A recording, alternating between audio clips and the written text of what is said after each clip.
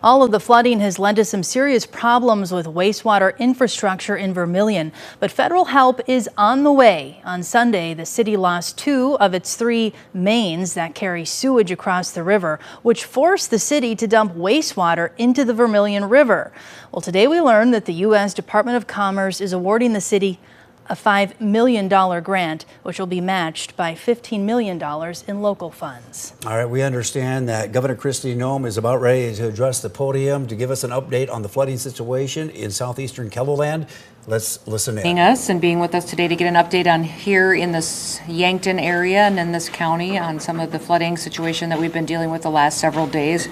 As you know, this has been an extensive event for the state of South Dakota. We now are working with 30 different counties that are facing emergency declaration impacts that could be filed here in order to qualify for FEMA.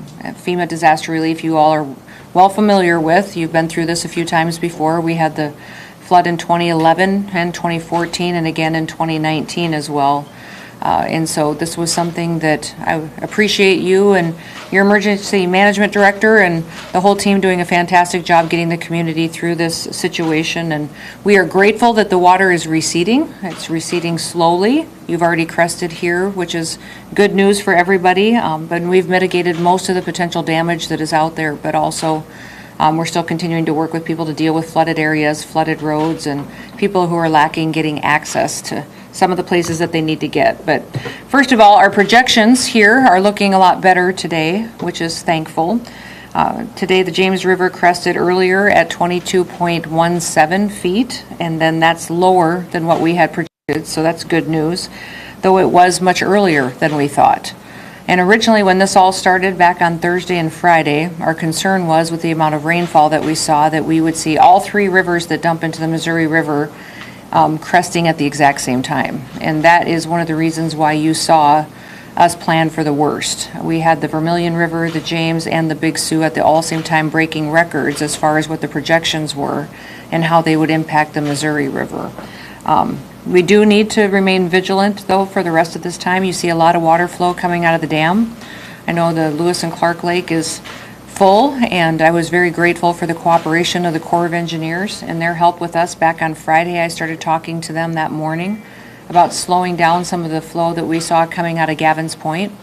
And they indicated at that point in time that they could look at being helpful there, although we had so much water coming into the system from the Niobrara that they just weren't able to slow down much of what was coming out of Gavin's, that they couldn't do that because of the rainfall had impacted the whole tri-state area, Nebraska, Iowa, and South Dakota.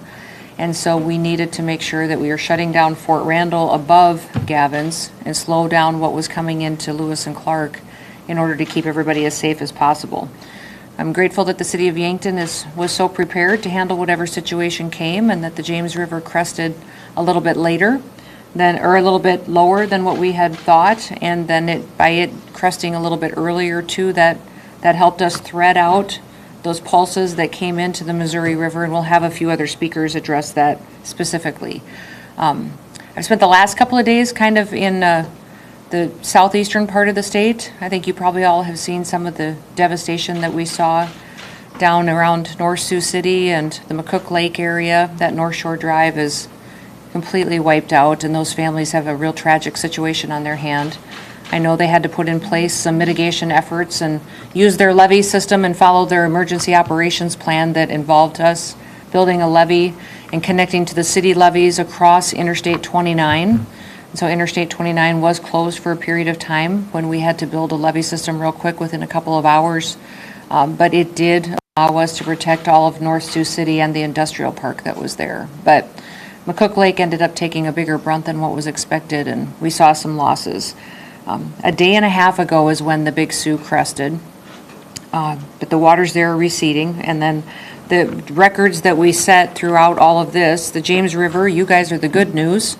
With it cresting at around 22.2, that was 5 feet below the record, so you did not break a record with levels. We're glad that water came down from the northern part of the county a little bit slower than we had anticipated. The Vermilion crested at 32.7 feet, which is 1 foot above the historic record that we have seen. The Big Sioux River crested at 45 feet, and that is 7.3 feet above its historical record. So the Missouri River at Sioux City crested already, and it is receding as well, and that crested at 32.2 feet, which was 3 feet below its record. So had all of the James, the Vermilion, and the Big Sioux crested at the same time, we would have been in a very different situation. So we're grateful that God gave us the gift of making sure that that flow was different in each area, and we didn't all hit the Missouri River at the same time. So the river has remained with about half a foot below its crest, the Missouri River, for about the last 20 hours. It's going down slowly,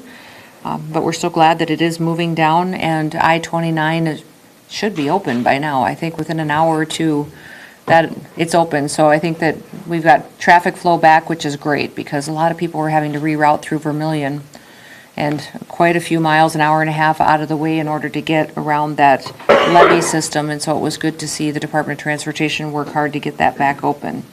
We did have one situation develop yesterday when water that had flowed into McCook Lake flowed in from the east, and it flowed out to the west towards another neighborhood in the northwest of the dunes. So we did see a little bit of damage there, and that neighborhood was evacuated as well.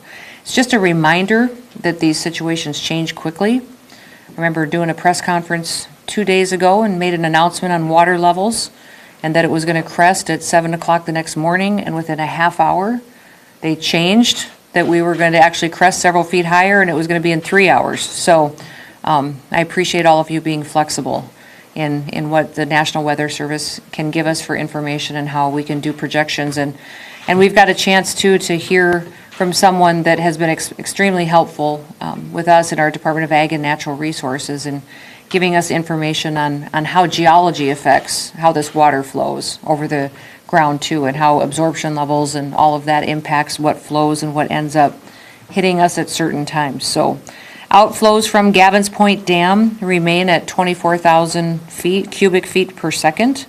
So there's no update there. That expects to stay there for quite some time.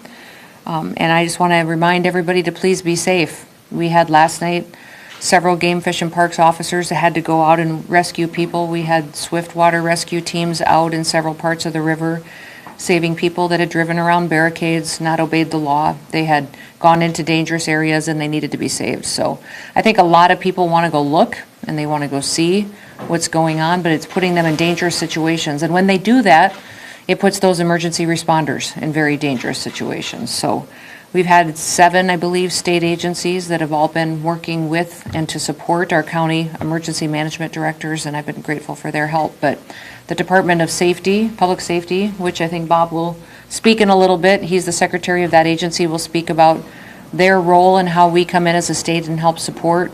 Department of Transportation has been busy flagging people around closed roads and getting up barricades. The Highway Patrol have been out extensively. We've had quite a few agencies that have been out there helping Bureau of Information and Technology get people set up with technology that they need. And I just want everybody to realize that we have an opportunity here to not take risks, to make good decisions, and to keep people safe until this water and the force of this water moving through the river slow down and go back to normal. I do want to take a minute and make sure that we thank all of our first responders.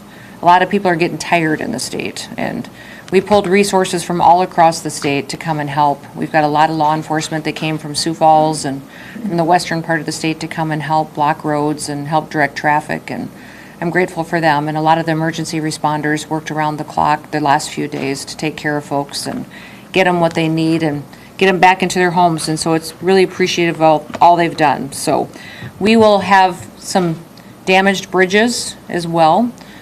We will get our DOT engineers out there to look at them and assess that situation. We did lose a railroad bridge over by North Sioux City, and that railroad bridge is the main line for BNSF that takes a lot of commodities, ethanol, aggregates between South Dakota and Iowa. So that's going to affect us for a period of time until we can get that bridge back up and restored. And the one thing I'm grateful for is that after the 2019 flood, and we were talking earlier about the fact that that was when Yankton saw so much damage to your water treatment plant and to so many other things that, but a lot of communities made investments, and the state made a lot of investment in dams and upgrading dams. We spent millions of dollars putting in levees in different communities and building them higher, and that has all helped us during this flood. We still have some vulnerable areas, and we're going to go back and evaluate that and see what we can do to secure that. But this, again, was an unprecedented amount of rainfall that came in a very short period of time. Many of these communities, I don't know how they could have prepared for what they saw. The city of Canton will probably never see again what they saw in that short amount of time, and they dealt with it as best as they could and got through it together. But boy, they lost a lot of personal property. So I would remind everybody that with those 30 counties that we're working with, we have to have a loss in order to qualify for FEMA of $1.6 million worth of property damage in order to qualify for federal assistance. That will happen. We have far surpassed that.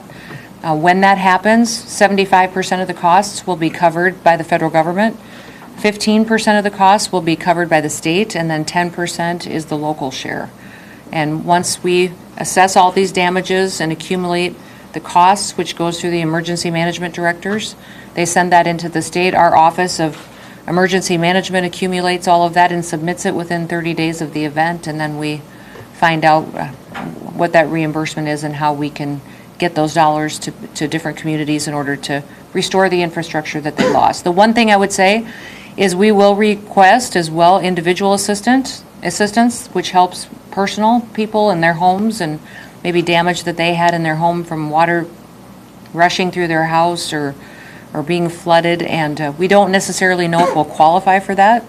That's a little bit harder to get, but we'll see and submit those applications too to see what we can do to get people the help that they need. So I do want to invite a couple of other speakers up here. First, I want to invite Paul up, who's your Yankton County Emergency Director, and let him share a few words with all of you about the situation, how it is today, and a little bit of maybe the time frame of what they've gone through here in this Emergency Management Center, because they sure have taken a lot of action since Friday to make smart decisions to protect the community and protect the entire county.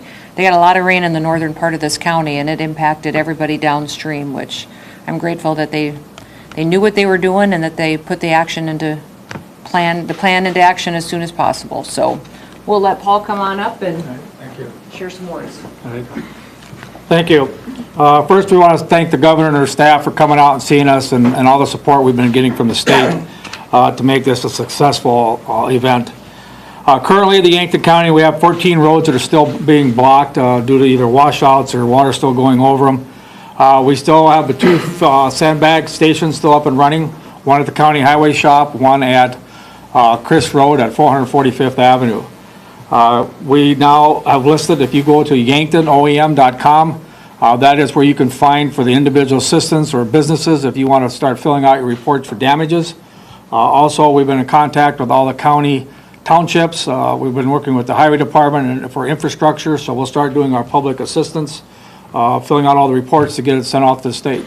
Tomorrow morning, the Yankton County Commissioners will meet at a special meeting to do a state of emergency, and we'll have a declaration for Yankton County tomorrow morning at 9 o'clock. Just as the governor said, this kind of all started when Friday we got kind of the news that we were going to have some significant rainfall, and we didn't know what was really going to happen, so we activated our Emergency Operations Center to a level 3. And that level 3 is we basically going to monitor. And in that process, we bring in our stakeholders. So we had fire, EMS, the city here in town. We ended up with some of the township folks here, and we talk about what's going on, what they might expect the needs might be. You know, you need sand, you need just all kinds of stuff that we go through. And so everybody kind of put together, and then we started developing what they call an incident action plan. And in that plan, it tells us what we're going to be doing for the next day. So we've been working our EOC has been open 24 hours a day.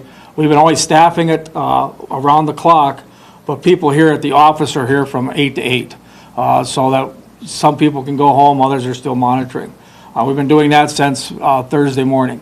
So if anybody needs stuff, you know, they can call our office to get more information. But each day we keep continuing talking to our stakeholders, asking what's going on. The Corps has been contacting us. We have a regional coordinator sitting with us in our EOC, getting us information from the state, or if we need something from the state to assist us. And it's just been an ongoing deal every day to make sure that we're able to provide the safety and the needs for the citizens of Yankton County.